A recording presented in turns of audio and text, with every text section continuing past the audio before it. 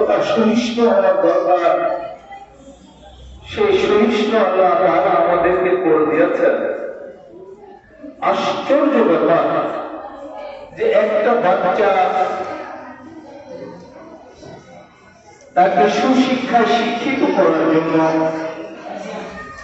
কি পরিমাণ অর্থের প্রয়োজন,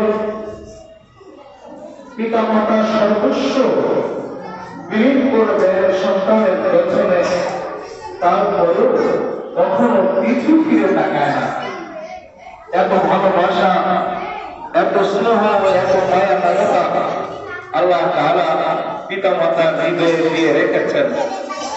তো উনি বলেছিলেন যে এই সন্তান লালন করা আর তাদের ধারণ করা এবং এর জন্য যাদেরকে ত্যাগ কুরবানির অর্থ বহন তখন করবে যদি কাল আখিরাতের ময়দানে আমার সন্তান জান্নাতের গেটে দাঁড়িয়ে আল্লাহ তাআলাকে এই কথা বলেন যে আল্লাহ, আমি অতক্ষণ পর্যন্ত জান্নাতে যেতে চাই না যতক্ষণ পর্যন্ত আপনি আমার পিতা মাতাকে আমার সাথে রাখেন।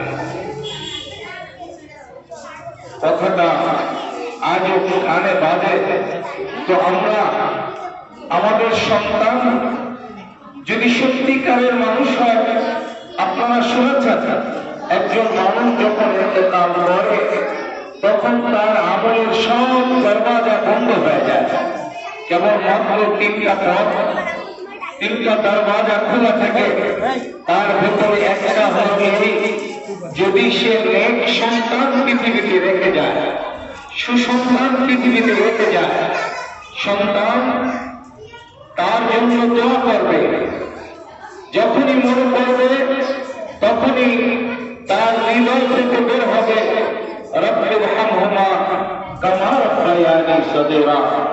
যখনই মনে করবে 2 রাকাত নামাজ পড়ে দেবে, যখনই মনে হবে কোরআন কারীম পড়বে, সূরা ইয়াসিন তেলাওয়াত করবে, পিতামাতার জন্য দান সদকা করবে, রোজা রাখবে, আর পিতামাতার কবরে সন্তানের এই ইসালে সওয়াব পেতে থাকবে। যদি আমি আমার সন্তান পৃথিবীতে রেখে যেতে পারি তাহলে আমি সার্থক পিতা। যদি আমি আমার সন্তান পৃথিবীতে রেখে যেতে পারি তাহলে আমি সার্থক মাতা। আল্লাহ তাআলা আমাদের সন্তান দিয়েছেন।